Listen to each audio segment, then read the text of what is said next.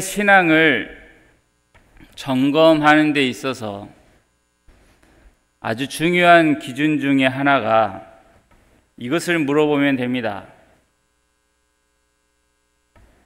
내가 하고 있는 이것이 내 자랑이 되는지 아니면 감사의 내용이 되는지입니다. 자랑으로 생각을 한다면 내 안에서 내가 만들어낸 것으로 좋은 신앙의 모습을 갖게 되었다라고 이해하고 있기 때문에 당연히 자랑이 나오는 것이고, 감사가 나오는 것은 내 안에서 시작되는 게 아니라 밖에서부터 은혜로 공급받은 것으로 이 좋은 열매들을 맺게 되었다라고 생각을 하면 감사가 나오게 되죠. 자랑이 되는 문제는 예수님 당시 모세의 자리에 앉은 서기관이나 바리새인들만이 했던 것이 아니라 어느 시대 어느 자리에서나 큰 시험거리였습니다.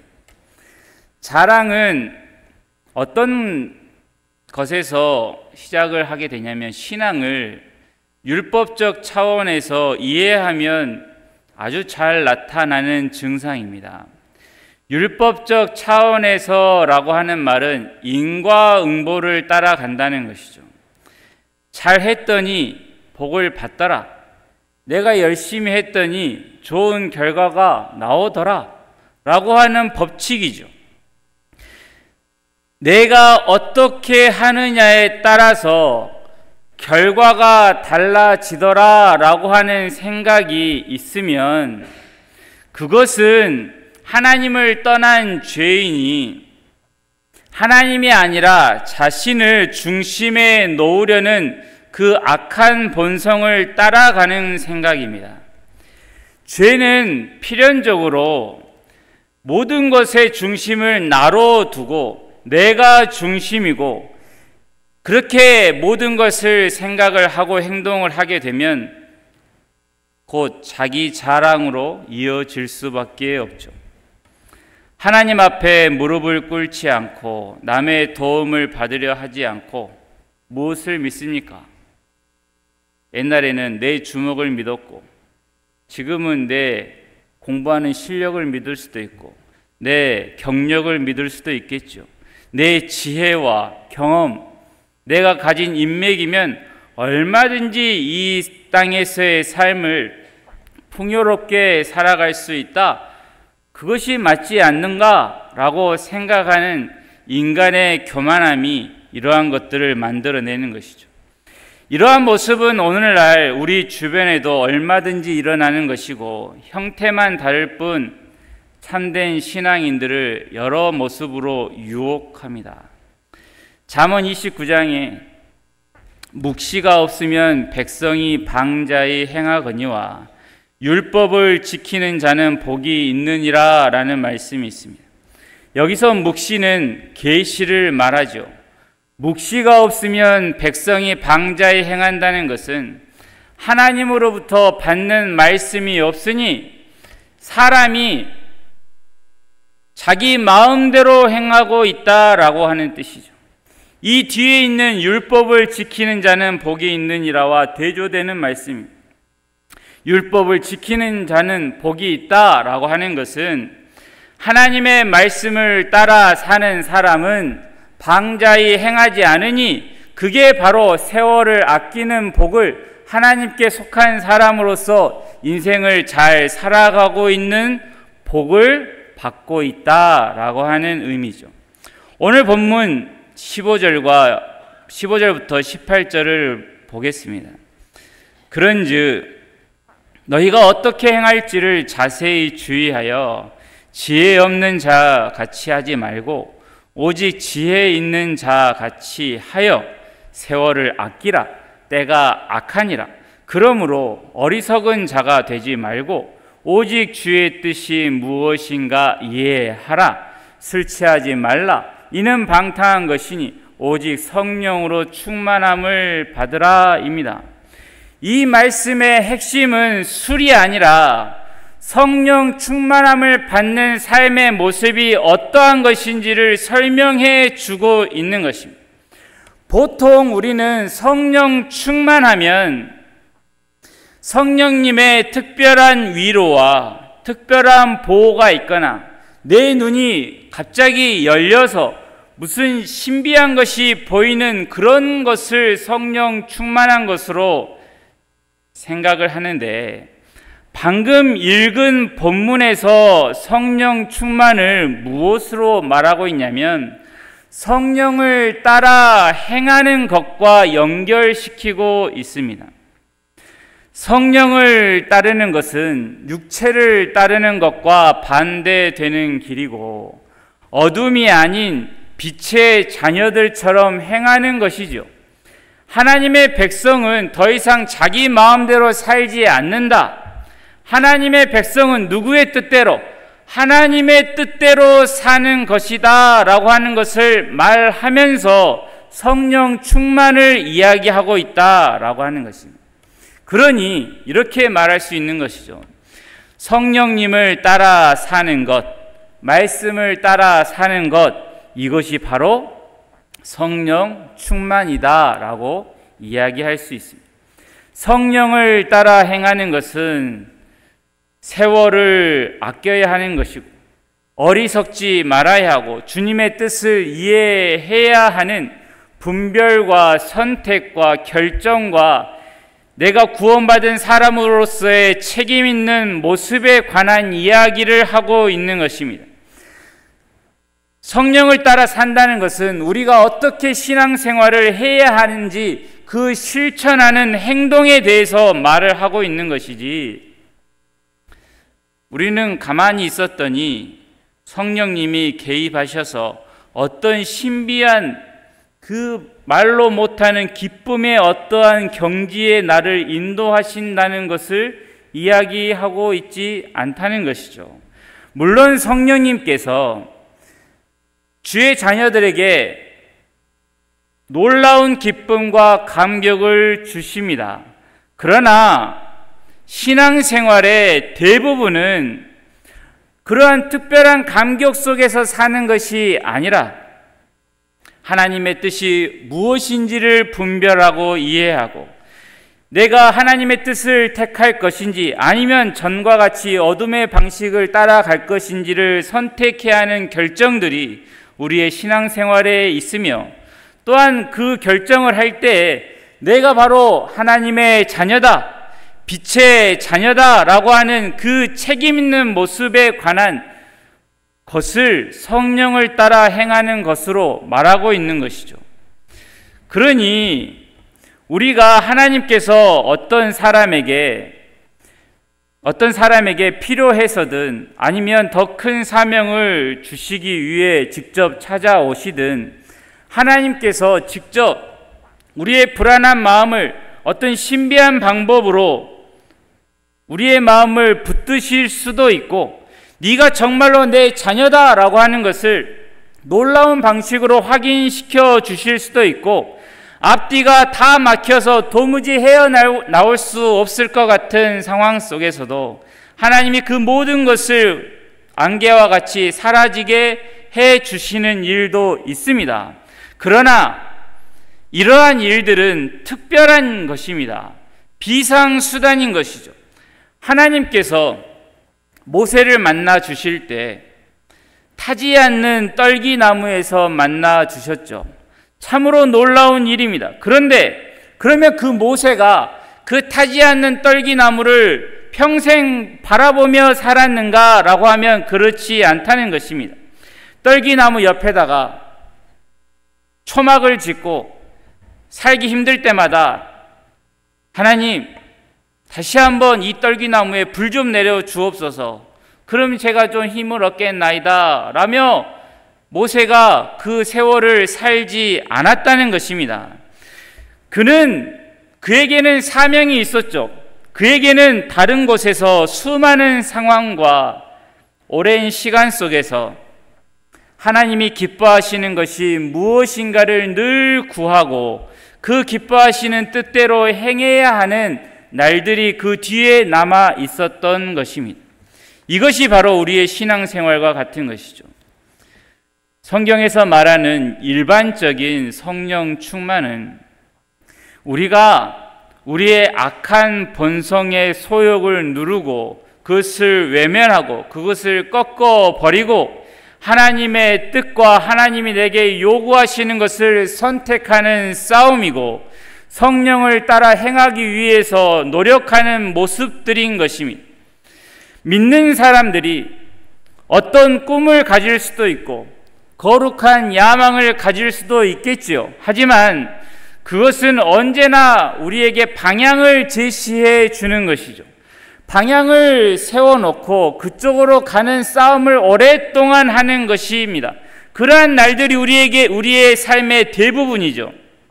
그래서 어떤 문제가 생기냐면 우리의 신앙 현실은 하나님이 내게 주셨던 그 비전이 완성되어서 기쁨이 넘치고 감격하는 것을 맛보는 기간보다 언제나 그 과정 속에서 갈등과 절망의 시간이 우리에게 훨씬 많을 수밖에 없습니다. 왜냐하면 우리는 늘 실패하기 때문이죠. 이것은 실패를 당연시 여기면서 어쩔 수 없어 라며 살라는 게 아니죠. 우리의 끝은 우리의 손에 따라 이렇게 저렇게 정해지지 않음을 우리는 알고 있습니다. 또한 믿고 있습니다. 하나님의 거룩하심이 우리의 마지막으로 정해 놓으셨죠. 그 완성을 향해 가는 과정에 이런저런 어려움과 싸움이 항상 있다는 것을 기억하고 신앙생활을 해 나가야 한다는 것입니다. 우리가 요즘과 같은 폭염도 없고 한겨울에 추위도 없는 선선한 날씨가 1년 내내 이어지는 곳에서 산다라고 한번 가정을 해 보십시오. 그러면 과연 우리가 더위나 추위를 피하는 여러 많은 방법들을 생각해 내려고 할까요? 굳이 필요 없으니 아우 좋다 이 시원한 날씨 하며 그냥 살 겁니다. 또 벼나 감자나 고구마나 옥수수와 같은 것이 잡초처럼 얼마나 무성하게 자라는지 어제 감자를 캤는데 한 달 후에 또 그 자리에 감자가 또 생기고 그 옆에는 어디서 날아왔는지 옥수수가 이렇게 자라가지고 열 몇 개씩 이렇게 큰 게 막 달려 있으면 누가 굳이 땀 흘려 일을 하려고 하겠습니까? 그냥 먹고 놀자라고 살겠지요. 타락해버린 인간에게 에덴 동산과 같은 곳은 더 이상 감사가 아니라 그저 무기력한 삶을 살게 할 뿐인 것이죠. 우리의 신앙생활도 마찬가지입니다. 우리가 늘 평안하다만 하는 것이 아니라 내가 지금 살고 있는 신앙의 현실이 온갖 거짓이 가득한 세상 한복판에서 살아가고 있다는 것을 인지하고 하늘에 속한 사람을 이 세상이 절대로 가만히 두지 않는다는 것도 알고 하나님의 공급하심과 도움이 없다면 한시도 바르게 살 수 없는 나를 보았다면 그 신앙은 결코 나태해질 수가 없는 것이죠. 교회에서 이런 말 많이 합니다. 특히 어린 주일학교 때 많이 이런 말을 하는데 예배를 빠지지 마세요. 기도를 드리세요. 헌금을 하세요라고 하는 요구를 하는데 이러한 말들은 전부 1차원적인 것입니다. 아이들에게 하루에 2시간만 핸드폰 봐라. 반찬은 골고루 먹어야 한다. 손발을 깨끗이 씻어라 라고 하는 것과 같은 수준의 것이죠. 어린아이는 하라니까 싫으면서도 하고 조금 머리가 크면 이제 고지것대로 말을 안 듣기 시작하면서 내가 왜 해야 돼? 라고 이제 싫다는 표현을 조금 더 고급스럽게 나타내기 시작하죠. 그래서 부모가 또 우리 아이가 이유가 알고 싶어서 나에게 왜라고 묻는가 보다 그러면서 이유를 또 설명을 해주면 듣기 싫어. 잔소리가 그렇게 많아 하면서 이제 방문을 걸어 잠그고 들어가 버리죠. 계속 이유를 알려고도 하지 않고 그대로 하기도 싫어하는 상태에 계속 머물러 있으면 그 아이는 계속 애인 것입니다. 우리가 왜 예배에 빠지지 말아야 합니까? 우리 귀에 들리는 것 중에 대부분은 세상의 거짓된 소리이기 때문입니다. 진리보다 거짓에 많이 노출되어 있는 우리가 최소한 어느 때로도 하나님의 말씀을 듣습니까? 예배 시간 아닙니까? 예배를 드리면서 말씀을 듣고 예배를 드리면서 내가 누구인지를 다시 한번 생각하게 되고 내가 누구를 섬기며 사는 사람인지를 확인하고 내 정체성을 확인하는 시간이 예배 시간 아닙니까?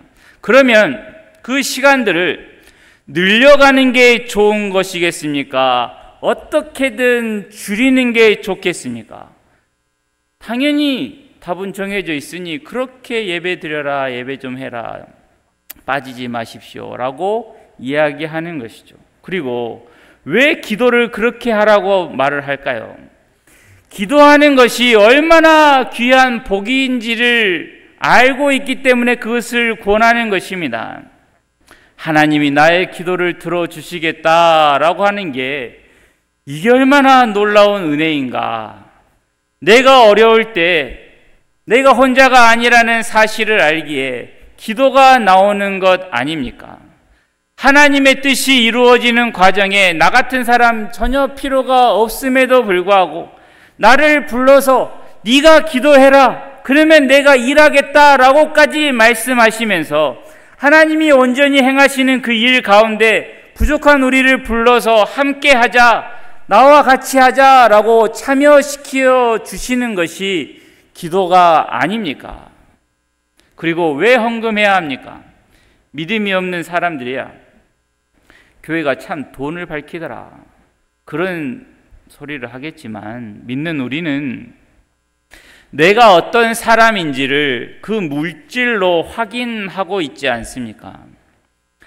10,000원 11조를 하는 것이 전혀 안 힘들게 되었는데, 옛날에는 11조 하는 것 자체가 힘들었었는데 이제 어느 정도 신앙이 자라서 10,000원 11조 하는 게 이제 전혀 힘이 안 들어요. 이제 됐다라고 생각을 했는데 갑자기 내 자녀가 뭔 사업이 잘 됐다고 용돈을 100만 원을 보내주면서 주여 11조를 10만 원을 해야 되는데 저는 10만 원을 해본 적이 없는데 주여 어찌하오리까. 이게 고민할 일이 아닌데 10,000원까지는 괜찮았는데 이제 10만 원부터 슬슬 고민이 되기 시작하고, 어느 날 갑자기 이제 땅을 팔면서 100만 원을 11조를 해야 되는 경우가 생기면 주여 이 100만 원이면 소고기가 몇 근인데 하면서 아까워지는 거죠. 그러면서 생각을 하는 겁니다. 10,000원은 별거 아니다고 생각했던 내가 10만 원과 100만 원을 떠올리면서 내 마음이 요동하는 걸 내가 보면서 다시 낮아지는 것이죠. 그러면서 또 묻는 것이죠. 너의 주인은 누구냐?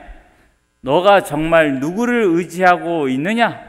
너의 힘은 저 100만 원이냐 하나님이시냐를 스스로에게 확인시켜 주는 것이죠.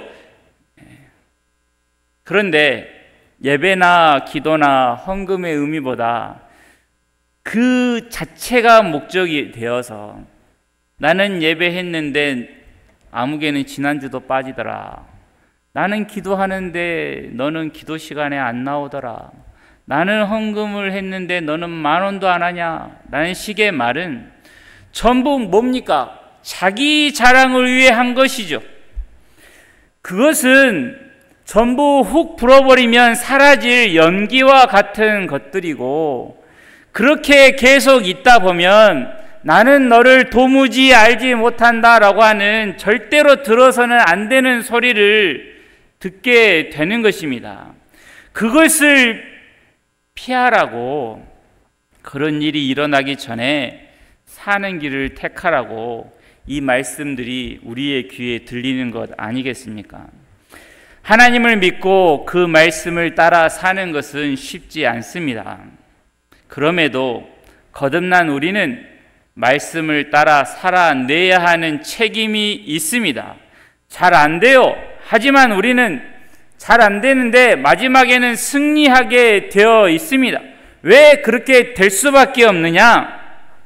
우리가 승리할 때까지 하나님이 우리를 그냥 가만히 두시지 않고 이 모양 저 모양으로 하나님이 개입하시고 이 땅에서 하나님의 백성으로 살게 만들어 가시기 때문입니다. 헛된 영광을 구하고 자기 자랑에 빠진 거짓 종교 의식들을 계속 품고 있고 그것 가지고 천국에 가려고 하는 자녀들이 있으면 하나님이 그걸 가만히 보시겠습니까? 불어버리죠. 내게 있는 악한 본성들을 뽑아내고 하나님께서 요구하시는 거룩함을 선택하는 싸움이 늘 우리 앞에 있습니다. 그러기에 우리의 신앙 생활은 하나님의 은혜에 감격하는 날보다 괴롭고 언제쯤이면 이 죄에서 완전히 벗어날 수 있을까? 내가 언제쯤이면 하나님께 예배하는 것을 더 이상 고민하지 않고 내 몸이 허락하는 모든 순간순간마다 하나님을 예배하기를 원할까? 라며 가슴을 치는 날들이 훨씬 많은 것이죠. 근데 그렇게 가슴을 치는 것이 우리 편에서는 실패하는 것 같고 잘 안 되는 것 같은데 놀랍게도 매일매일 몸부림을 치는 이 싸움을 통해서 우리 안에 거룩함이 채워져 나간다는 사실이 또한 놀라운 것이죠.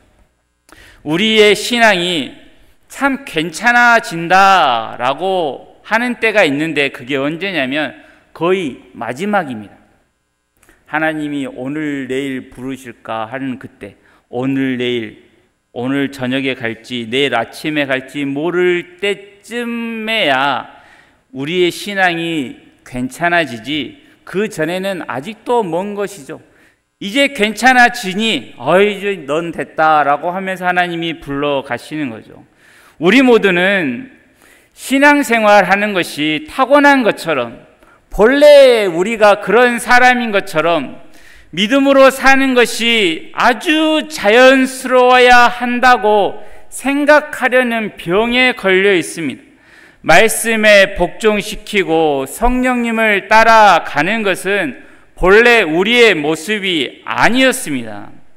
우리는 하나님의 자녀로 자라가고 있는 사람들이죠. 전에 우리가 어디에 있었다라고 오늘 본문에서 말합니까? 전에는 어둠이었다라고 말을 합니다. 그런데 이제는 빛이지요. 이것을 믿는 믿음이 우리의 삶을 이제 바꾸어 가는 것입니다. 자라는 과정 속에서 부족한 모습이 있고 실패하기도 하죠. 헌데 날 때부터 아브라함의 자손인 것처럼 생각을 하면 실패하면 자신을 용납을 못해요. 어찌 이 모양 가지고 하나님 앞에 감히 내가 갈 수가 있느냐? 나는 부끄러워서 예배를 드리러 가지를 못하겠다라고 하거나 연약한 형제 자매를 보면 그들을 가차없이 정죄하기도 하죠. 이러한 모습들 때문에 교회 안에서 서로가 자라가는 싸움을 하려고 하지 않고, 왜냐하면 자꾸만 넘어지는 것을 보여줘야 하니까 자라가려는 그러한 싸움을 하려 하지 않고 그냥 덮어버리고 서로 간에 약속을 하죠. 너도 괜찮고 나도 괜찮아. 서로 그렇게 말해 줍시다. 목사님 어쩜 그렇게 하나님을 잘 믿으세요 하면 전 집사님이야말로 신앙이 대단하시죠. 이렇게 서로 간에 덮어두기로 암묵적으로 약속을 하는 것이죠. 그렇게 어린아이 수준에 계속 머물면서 하나님은 자꾸만 자라게, 넘어지더라도 자라게 하시려고 하는데 그러한 하나님과 줄다리기를 하는 것입니다. 하나님은 넘어져도 걸어가라, 내가 도와줄게, 너와 함께 해줄게 라고 하는데 안 해요. 난 넘어지는 게 싫으니까 계속 이렇게 있을래요 라고 버티고 있는 모습이 우리에게 있을 수 있다는 것이죠. 영화롭게 된 모습을 바라고 저 하늘나라에서 하나님을 찬양하고 천국의 삶을 누리는 것을 소망하고 그것을 말하면서 다니긴 하는데 거기에 이르기까지 거치는 과정에 대해서는 생각을 안 하고 정말 깨어있는 신앙을 가진 것 같은데 말만 해보면 저보다 훨씬, 제가 뭐라고 아무튼 엄청 좋은 신앙을 가진 분처럼 말씀은 하시는데 예배 드리는 자리를 가까이 하지 않고 일상에서 말씀을 따라 살아가려고 하지 않고 기도는 일이 터질 때나 하고 헌금은 돈이 남아 돌면 한다면 말만 들으면 좋은 열매들이 가득한 것 같은데 그가 지나온 자리에 성령의 열매가 안 보이면 그 신앙이 과연 어떤 것인가 라고 하는 것입니다. 우리에게 필요한 것은 죽은 자들 가운데서 일어나라 라고 하는 이 능력으로 서로가 구원받은 사람이라는 사실을 아는 게 필요합니다. 빛의 자녀이니 어둠을 멀리하는 게 당연한 것 아니겠습니까? 그렇게 함께 자라가기 위해서 필요한 게 있습니다. 서로가 서로에게 고소하는 자리에 있지 말고 부모의 자리에 있어 주십시오.